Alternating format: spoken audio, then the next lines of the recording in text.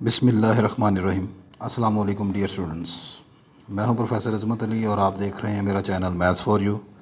उम्मीद करता हूं बेटा आप सब खैरियत से हैं। आपको ऑपरेशन सर्च की क्लास में वेलकम। आज के लेक्चर में हम एक प्रॉब्लम को डिस्कस करेंगे, असाइनमेंट प्रॉब्लम को, and this problem is related to maximization assignment problem. Maximization assignment problem को मैं ऑलरेडी अपने प्रीवियस लेक्चर में डिस्कस कर चुका हूँ, लेकिन यहाँ पर जो मैं जिस प्रॉब्लम को डिस्कस करूँगा, this is little thing hard problem, but this is a very important. आज के लेक्चर में और इंशाल्लाह नेक्स्ट लेक्चर में मैं एक और प्रॉब्लम आपके साथ डिस्कस करूँगा। ये दोनों प्रॉब्लम जो हैं इनका डिफ़िकल्टी लेवल थोड़ा सा ज़रा टफ़ होगा, लेकिन हैं दोनों काफ़ी इम्पॉर्टेंट। तो स्टेटमेंट को ज़रा रीड कर लेते हैं। मैंने लिखा है जी कि a company has a 4 territories. एक कंपनी के पास 4 टेरिटरीज़ जो हैं उसने ओपन करनी है। टेरिटरीज़ का मतलब होता है रीजन, सेक्टर, इलाका। And 4 salesman available for assignment. और उन कंपनीज़ के पास 4 सेलमैन हैं जो अवेलेबल हैं। The territories are not equally rich in their sales potential. और ये जो टेरिटरीज़ हैं, ये जो इलाके हैं, ये जो रीजन्स हैं, सेक्टर्स हैं, ठीक है, ये इक्वली रिच नहीं हैं, ठीक है, सेल के हवाले से। It is estimated that a typical salesman operating in each territories would bring in the following annual sales. ये अंदाज़ा लगाया गया है कि कुछ जो सेल्समैन हैं वो इन इलाकों में भेजे जाएंगे और उनसे ये जो मतवक्के, ये जो एक्सपेक्टेड एस्टिमेटेड सेल है एनुअली, वो कुछ इस तरह डिमांड की जा रही है। टेरिटरी 1 में एनुअल सेल जो है वो 60,000 की होनी चाहिए, यानी 1 साल के बाद टेरिटरी 1 से 60,000 रुपये की एक्सपेक्टेशन है। सेकंड टेरिटरी से 50,000 रुपये की है, थर्ड से 40,000 की है और चौथी से 30,000 की है। अच्छा, अब आगे आपसे कहा जा रहा है the 4 salesman are also consider to different ability. और अगली बात यह है कि यहाँ पर जो 4 सेलमैन हमारे पास मौजूद हैं उनकी जो एबिलिटी है वो भी डिफरेंट है। देखें जी, 4 इलाके हैं। इन चारों इलाकों में एनुअली, सालाना जो रिटर्न है वो ये है।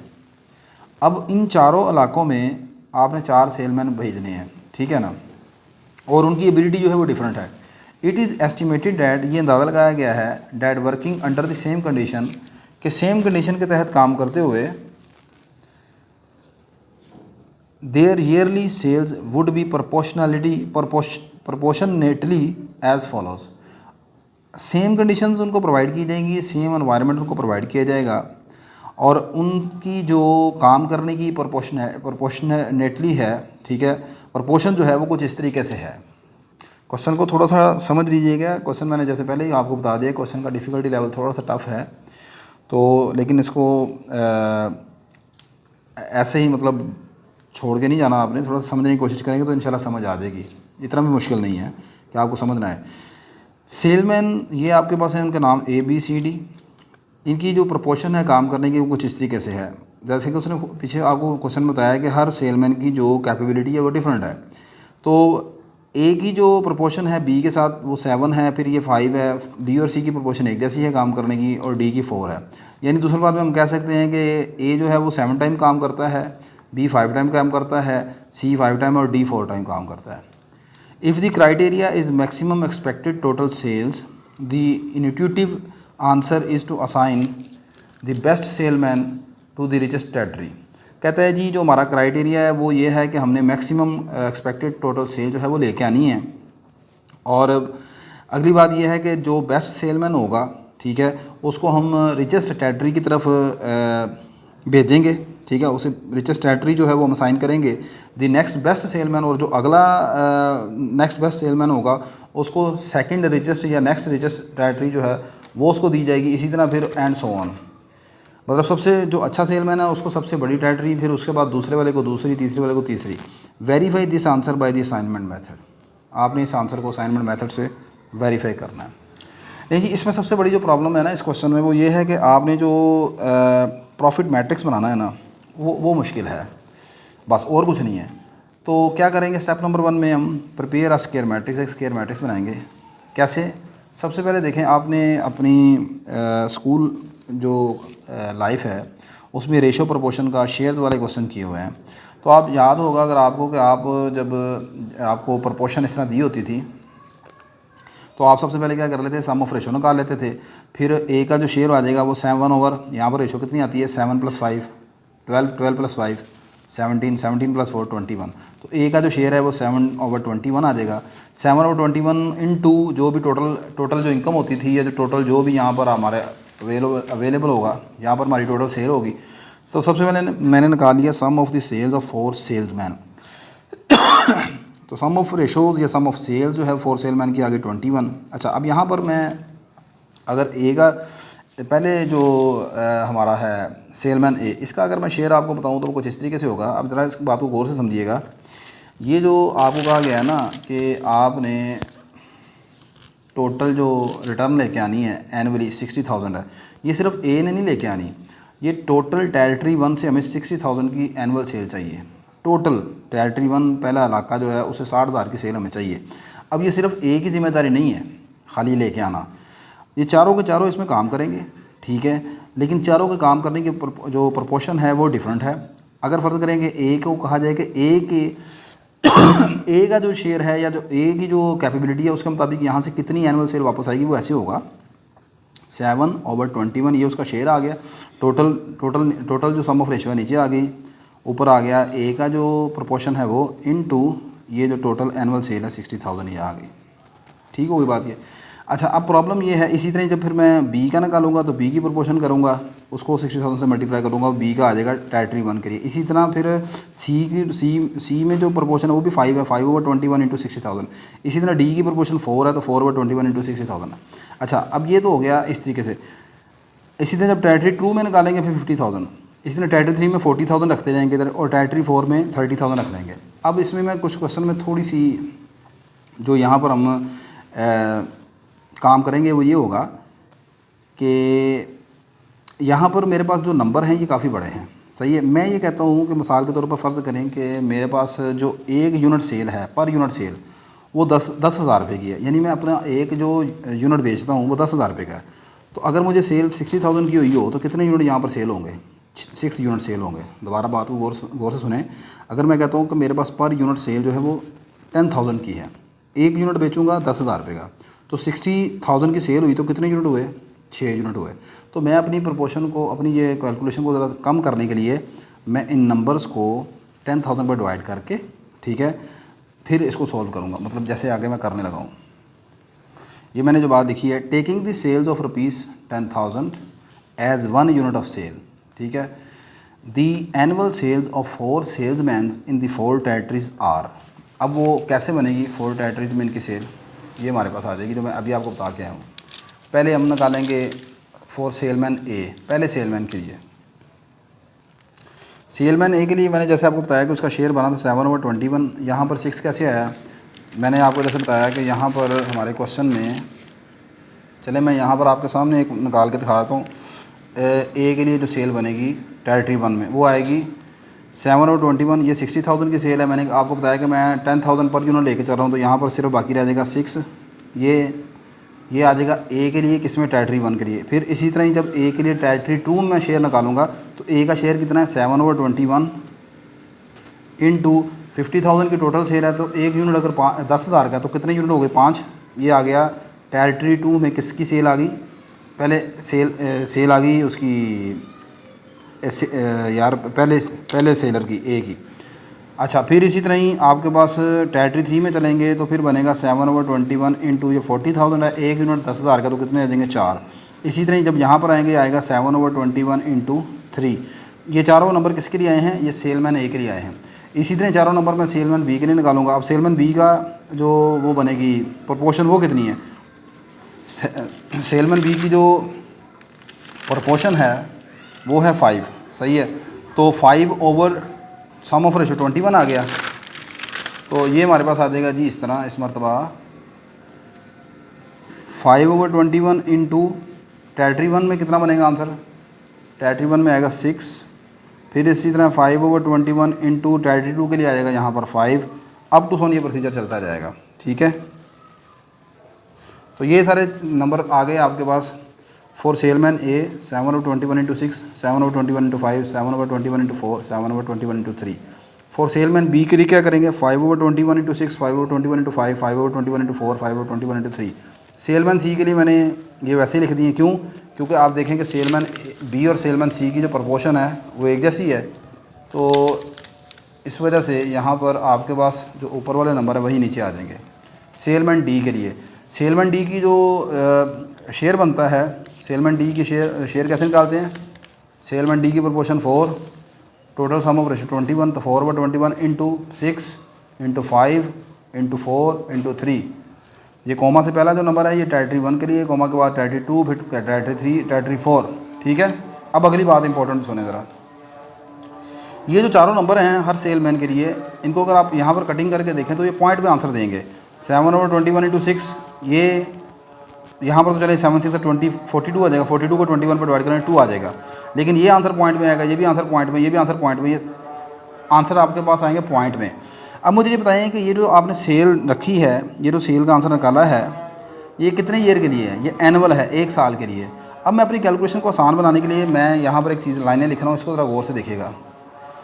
इन order to avoid the fractional values, अपनी फ्रैक्शनल वैल्यूज़ को अवॉइड करने के लिए of annual sales of each salesman in each territory, it will be rather convenient to consider the sales of 21 year। हम बजाय 1 साल की सेल के हम 21 साल की सेल ले लेते हैं। अब 21 साल ही क्यों लिया मैंने, आप गौर करें कि यहाँ पर डिनोमिनेटर में नंबर कितना 21 है।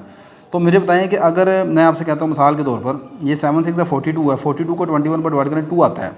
अगर 1 साल की जो सेल है सेलमैन ए की, बात को गौर से सुनिएगा, सेलमैन ए की 1 साल की सेल पहली टेरिटरी में, ऊपर में यहाँ पर टेरिटरी, ये टेरिटरी 1, ये टेरिटरी 2, ये टेरिटरी 3, ये territory 4।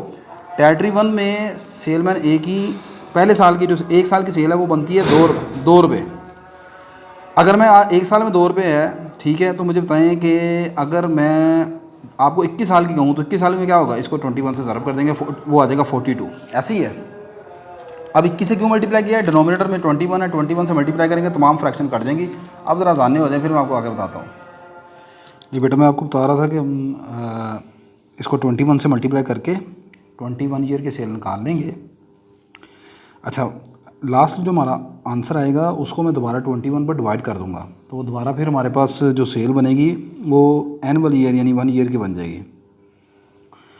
The problem is to determine the assignment which makes the total sales maximum and the effectiveness matrix is given by। अब यहाँ पर जो मैट्रिक्स बनेगा इन चारों टेरिटरीज की कैलकुलेशन के बाद, इस टोटल नंबर को 21 से मल्टीप्लाई करवा देंगे। तो जब देखें इसको 21 से मल्टीप्लाई करवा देंगे तो 21 से कैंसिल हो जाएगा।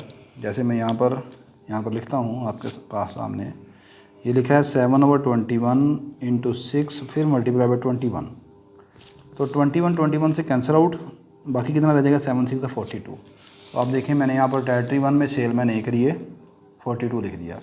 तो अब आपने क्या करना है, इन तमाम नंबर्स को 21 से मल्टीप्लाई करवाते रहें और आंसर लिखते रहें, या दूसरे वर्ड्स में आप समझें कि डिनोमिनेटर में 21 है ही नहीं, तो 7 5 35, 7 4 28, 7 3 21, ठीक है। तो ये तमाम नंबर्स को मल्टीप्लाई करने के बाद आपके पास जो मैट्रिक्स आएगा वो ये मैट्रिक्स आ जाएगा हमारे पास, ठीक है। ये 4/4 का हमारे पास मैट्रिक्स बनेगा। अब अगला काम वही है नेक्स्ट, जो हम असाइनमेंट प्रॉब्लम्स को सॉल्व करने के लिए करते हैं, और वो काम क्या है, ये मेरी मैक्सिमाइजेशन टाइप की प्रॉब्लम है।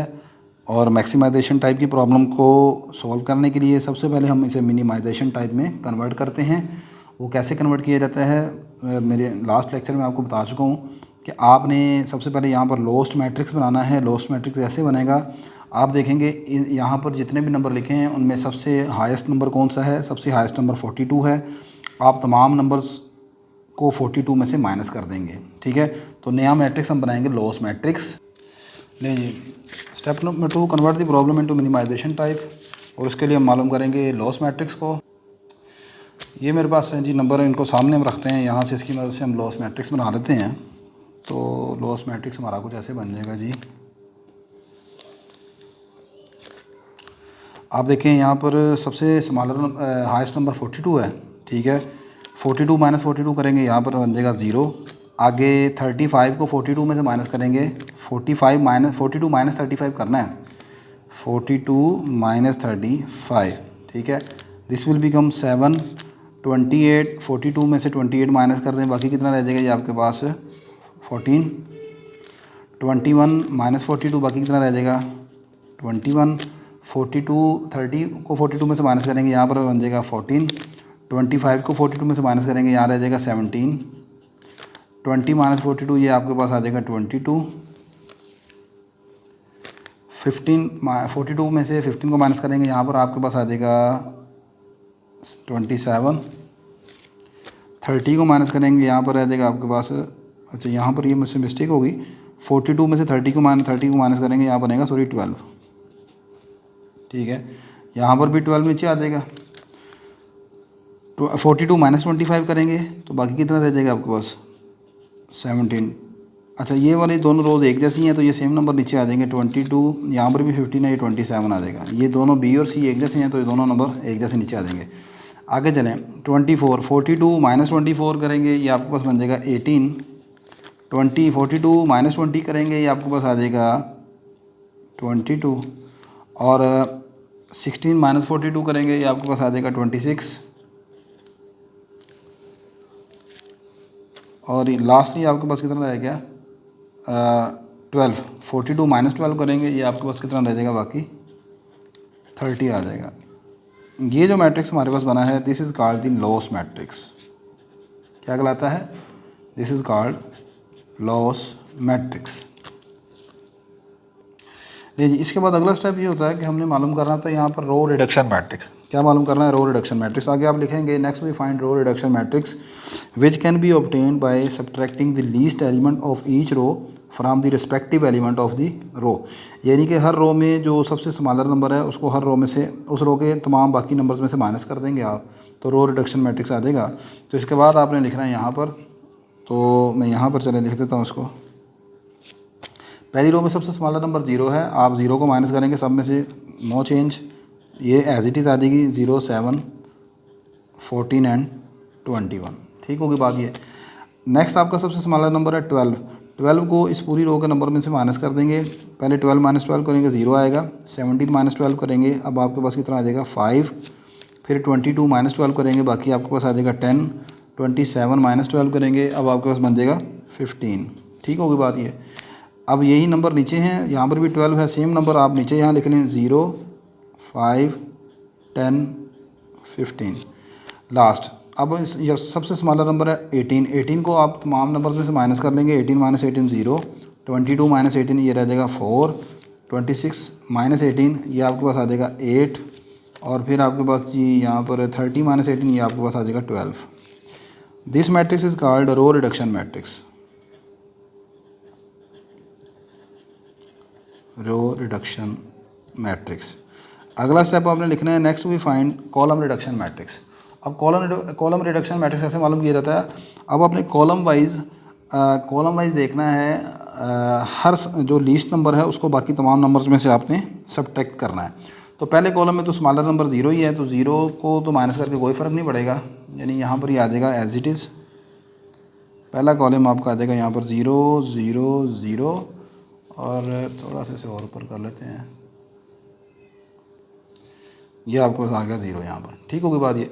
अब इस कॉलम में सबसे स्मॉलर नंबर है 4। 4 को आप माइनस करेंगे, पहले में से 7 minus 4 this is 3, 5 minus 4 this is 1, 5 minus 4 this is 1, 4 minus 4 this is 0। इस कॉलम में सबसे स्मॉलर नंबर है 8। 14 माइनस 8 किया, यहाँ पर रह गया 6, 10 minus 8 this is 2, 10 minus 8 this is 2, 8 minus 8 this is 0। ठीक होगी बात ये। अच्छा यहाँ पर अब सबसे स्मॉलर नंबर है 12। 21 minus 12 this is 9, 15 minus 12 this is 3, फिर 15 माइनस 12 दिस इज़ 3, और 12 माइनस 12 दिस इज़ 0। ये जो मैट्रिक्स आपने बनाया है, this matrix is called column reduction matrix. Column reduction matrix. अब कॉलम रिडक्शन मैट्रिक्स जब बन जाता है तो उसके बाद अगला हमारा स्टेप ये होता है कि आपने देखना है कि क्या, और इस कॉलम रिडक्शन मैट्रिक्स को आप फर्स्ट मॉडिफाइड मैट्रिक्स भी बोलते हैं। This is also called first modified matrix, या सम बुक में आप देखेंगे तो this is also called initial basic feasible solution. ठीक है, अब आपने ये इनिशियल बेसिक फिजिबल सॉल्यूशन को देखना है क्या ये ऑप्टिमल सॉल्यूशन तो नहीं बन गया। अब उसका कैसे पता चलता है, आपने यहाँ पर नंबर ऑफ़ लाइंस ड्रा करनी है, लीस्ट नंबर ऑफ़ लाइंस, और वो लाइंस जो हैं वो आपके तमाम ज़ीरोज़ को कवर करनी चाहिए। ठीक है, तो अगला स्टेप आपने लिखना है, next we draw minimum number of lines that cover all zeros in this matrix. तो इस मैट्रिक्स को आप दोबारा एक मरतबा फिर बना लें और यहाँ पर वो लाइन लिख लेनी है कि next we draw minimum number of lines that cover all zeros. तो ये मैट्रिक्स दोबारा एक मरतबा लिख लें फिर, 0 नहीं, ये मैंने मैट्रिक्स दोबारा लिख लिया। ठीक है, अब आपने यहाँ पर देखें कितनी लाइंस लगेंगी जिससे सारे ज़ीरो कवर हो जाएं। अच्छा, अब लाइन ऐसे लगानी होती है कि ज़्यादा से ज़्यादा ज़ीरो कवर हो जाए, ये नहीं कि आप एक लाइन यहाँ ऐसे लगा दें, दूसरी ऐसे, तीसरी ऐसे, चौथी ऐसे, ये गलत है। ठीक है, आप देखते हैं, आप जानते हैं, यहाँ पर देखें अगर मैं ऐसे ये एक लाइन लगाऊंगा तो इससे ये चारों ज़ीरो कवर हो जाएंगे। ठीक, अब उसके बाद ये 3 ज़ीरो कवर कर रहे हैं तो 3 ज़ीरो कवर करने के लिए मुझे एक हॉरिजॉन्टल लाइन की ज़रूरत है। ये नहीं कि अब आप तीनों वर्टिकल लाइन लगा दें, अब एक हॉरिजॉन्टल लाइन से ये मेरा काम हो जाएगा। ठीक है, तो मैंने कितनी लाइन्स यहाँ लगाई, 2 लाइन्स लगाई जिसने तमाम के तमाम ज़ीरो को कवर कर लिया। अब आप लिखेंगे here number of lines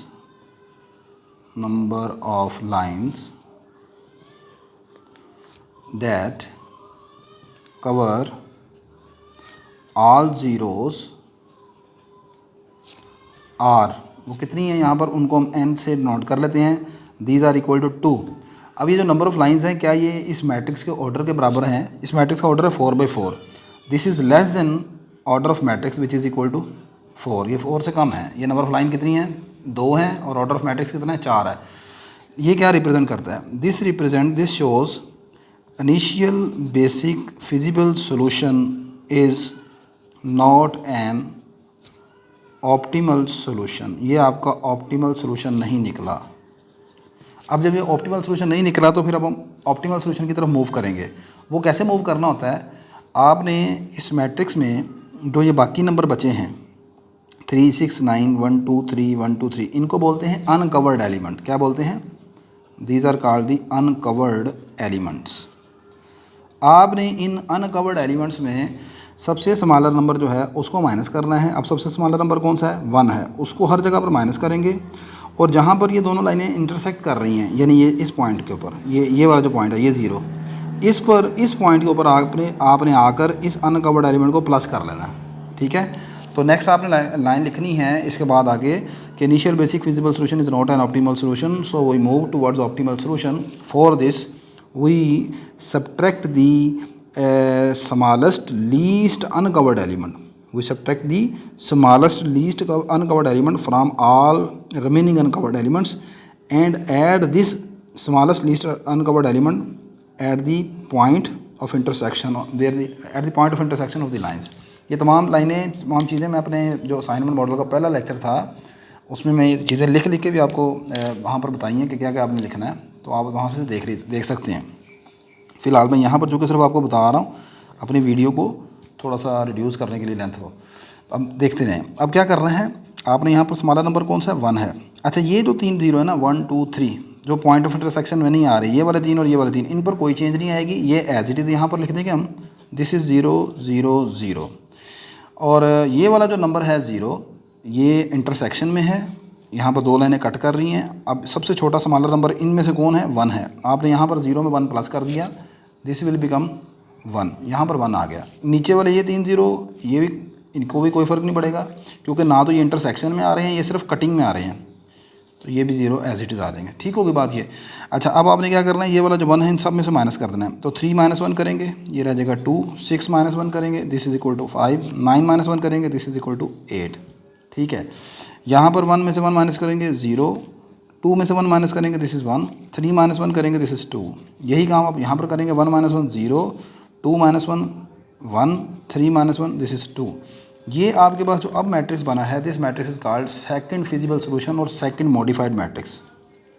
this is second basic feasible solution and also called क्या उसे कहते हैं, सेकंड मॉडिफाइड मैट्रिक्स। ठीक है। अच्छा, अब ये जो शुरू में करते हैं ना, रो रिडक्शन कॉलम रिडक्शन, वो शुरू में करते हैं बस इनिशियल बेसिक फिजिबल सॉल्यूशन मालूम करने के लिए। आगे जब आपने काम करना है तो अब रो रिडक्शन कॉलम रिडक्शन वगैरह नहीं है, अब सिर्फ जस्ट आपने इसी तरह करना है, अनकवर्ड एलिमेंट का कंसेप्ट इस्तेमाल करना है। अब सेकंड बेसिक फिजिबल सॉल्यूशन को आपने देखना है क्या ये कहीं ऑप्टिमल सॉल्यूशन तो नहीं बन गया, फिर वही काम करेंगे। ऑप्टिमल सॉल्यूशन कैसे मालूम करते हैं, यहाँ पर आप दोबारा नंबर ऑफ़ लाइंस ये ड्रा करेंगे, ठीक है, जो कि इन तमाम को कवर कर दें। अच्छा, अब ये जो लाइनें लगानी है ना, आप चाहें तो यहाँ पर ही आप लगाकर इनको कवर कर सकते हैं, या बेहतर ये है कि एक मरतबा दोबारा इसको बनाकर फिर ये लाइंस लगाएं। ठीक है, मैं दोबारा फिर इसको बना देता हूँ। अगर टाइम कम हो पेपर में तो फिर आप यहाँ पर ही लाइन लगाकर कह सकते हैं जी। ठीक है ना, मतलब क्या कह रहा हूँ मैं, आपने ये एक मैट्रिक्स यहाँ पर लिखा, वही मैट्रिक्स नीचे दोबारा लिखा है लाइन्स बनाने के लिए लिखा था, तो 2 मरतबा लिखना पड़ा। अगर पेपर में टाइम कम हो तो आप यहाँ पर ही काम कर सकते हैं, लेकिन अगर थोड़ा सा टाइम आपके पास इजाफी है तो आप एक मरतबा इसे सेकंड बेसिक फिजिबल सॉल्यूशन के तौर पर लिखा रहने दें, अगली मरतबा इसी मैट्रिक्स को दोबारा बनाएं, फिर उस पर लाइनें लगा लें। ठीक है, तो मैं इसे दोबारा लिख रहा हूँ, फिर लाइनें लगाते हैं इसके ऊपर। ले बेटा, ये मैंने second basic feasible solution matrix को दोबारा लिख लिया एक मरतबा। अब इसमें मैंने जैसे पहले तो आपको नंबर ऑफ़ लाइंस आपने देखनी है, लगानी है। तो इस कॉलम में आपके पास हैं 3 ज़ीरो, ये एक वर्टिकल लाइन यहाँ पर लगाते हैं, ये क्रॉस आउट हो गया। इसी तरह इस कॉलम में भी 3 ज़ीरो हैं, इसको भी क्रॉस आउट कर लेते हैं। अब आपके पास बचता है यहाँ पर ये 2 ज़ीरो हैं, लास्ट लाइन यहाँ पर लगाते हैं। ये मेरे पास अब जो नंबर ऑफ़ लाइंस लगाई हैं मैंने, जिन्होंने तमाम ज़ीरोज़ को कवर कर लिया, वो आप लिखेंगे है number of lines that cover all zeros are n is equal to 3। But ये इस मरतबा भी नंबर ऑफ़ लाइंस आपके पास इस ऑर्डर ऑफ मैट्रिक्स से कम है, इसका मतलब आपका जो सेकंड बेसिक फिजिबल सॉल्यूशन है वो भी ऑप्टिमल सॉल्यूशन नहीं बना। आप लिखेंगे this implies second basic feasible solution is not optimal solution, ये भी ऑप्टिमल सॉल्यूशन नहीं है। We will move towards optimal solution. वो कैसे, अब आपने वही काम पुराना करना है कि ये जो बाकी अनकवर्ड एलिमेंट्स हैं, इन अनकवर्ड एलिमेंट्स में जो सबसे स्मॉलर नंबर है डैट इज़ 1, इस 1 को आप यहाँ पर इन पोजीशन पर प्लस करेंगे जो आपके पास हैं ये इंटरसेक्शन पर, और बाकी हर जगह पर इस 1 को माइनस कर देंगे अनकवर्ड में। तो आपका जो आगे मैट्रिक्स अब बनेगा मतलब थर्ड बेसिक फिजिबल सॉल्यूशन करिए, वो क्या आएगा, वो आ जाएगा जी आपके पास ये जो ऊपर वाले 3 नंबर हैं जो क्रॉस आउट हैं, ये ना तो इंटरसेक्शन में आ रहे हैं ना ही अनकवर्ड हैं, इनको तो आप एज इट इज़ लिख लेंगे 0 0 0।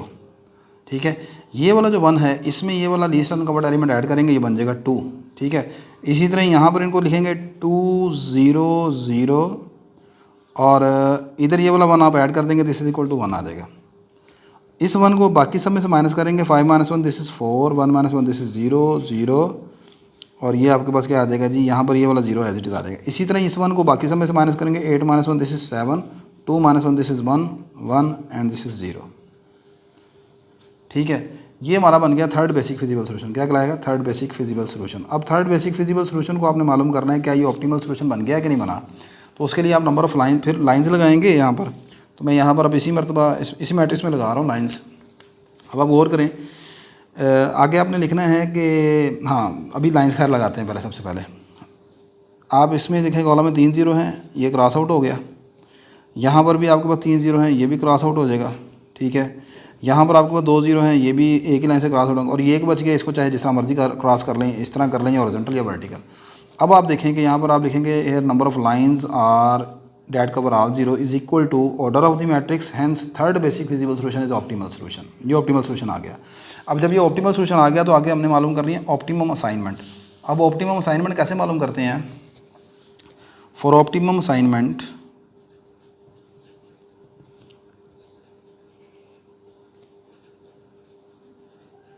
optimum assignment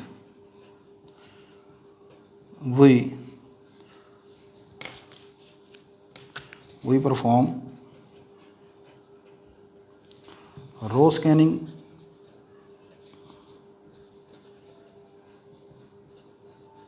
and column scanning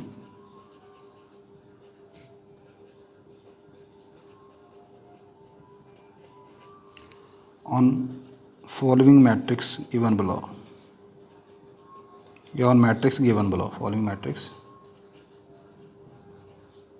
given below. ठीक है, अब कौन से मैट्रिक्स पर आपने रो स्कैनिंग कॉलम स्कैनिंग डालेंगे, इसी मैट्रिक्स को आप दोबारा लिखेंगे नीचे, ठीक है, और उस पर रो स्कैनिंग कॉलम स्कैनिंग लगाएंगे। मैं मैट्रिक्स को दोबारा लिख लेता हूँ पहले।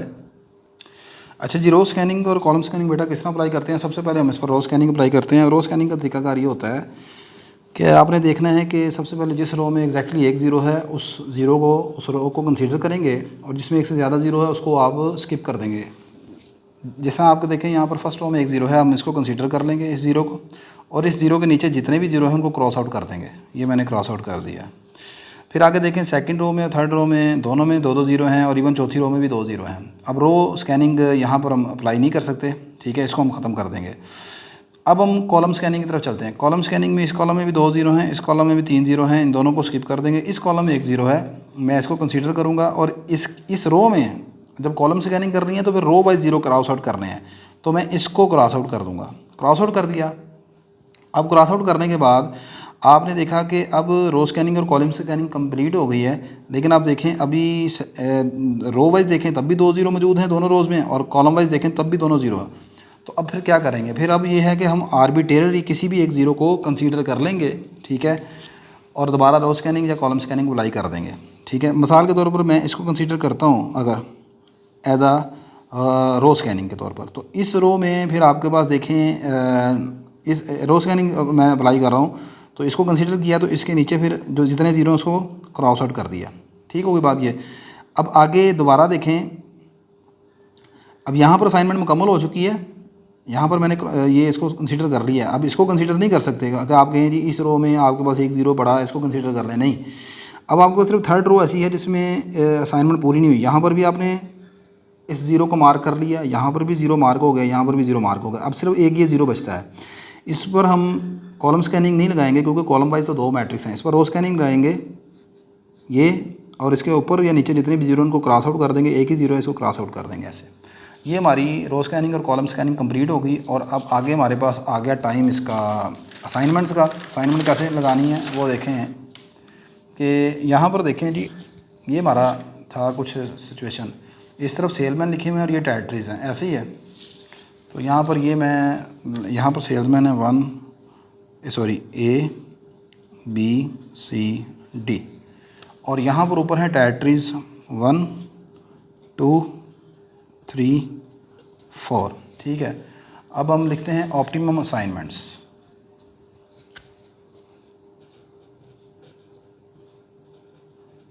Optimum assignments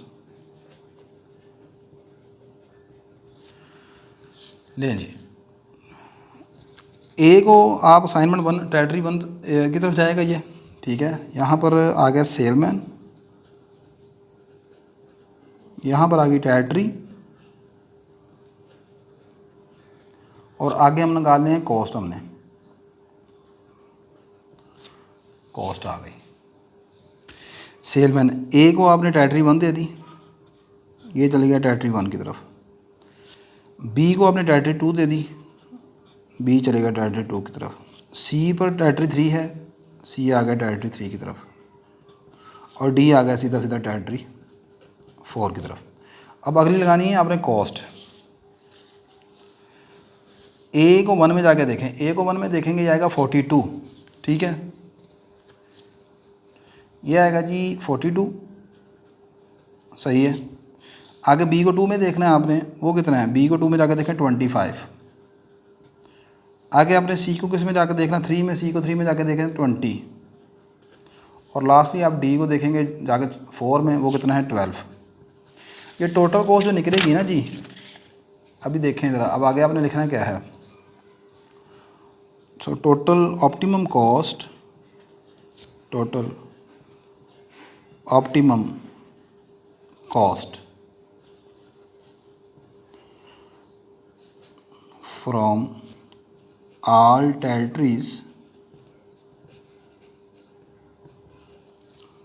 over a year, एक साल के लिए। ये हमने, आपको याद होगा क्वेश्चन के शुरू में 21 साल के लिए कर दिया था। इन सब को आप करेंगे प्लस, ये 21 साल की कॉस्ट निकलेगी, उसको करेंगे हम 21 पर डिवाइड, ठीक है, वो बनेगी, ये देखें 1/21 इंटू 42 प्लस 25 प्लस 20 प्लस 12। अच्छा, और एक और भी बात है कि आपने ये जो शुरू में एक आपको मैंने लिखवाया था कि हमने एक पर यूनिट को कंसीडर किया 10,000 का, याद है कि नहीं? तो ये मेरे पास इतने यूनिट्स आ गए हैं, ये सारे यूनिट्स हैं, इतने यूनिट खरीदे, 21 साल के ऊपर डिवाइड किया, वो एक साल के यूनिट्स आ गए इनटू एक यूनिट की कीमत कितनी है 10,000। तो यहाँ पर लास्ट के 10,000 से आपने इसे मल्टीप्लाई भी करना है। इसको मुकम्मल सॉल्व कर लें। मैं फिर बता रहा हूँ, ये कॉस्ट लिख ली मैंने, सॉरी यार कॉस्ट नहीं हमने मालूम करनी, ऑप्टिमम प्रॉफिट है।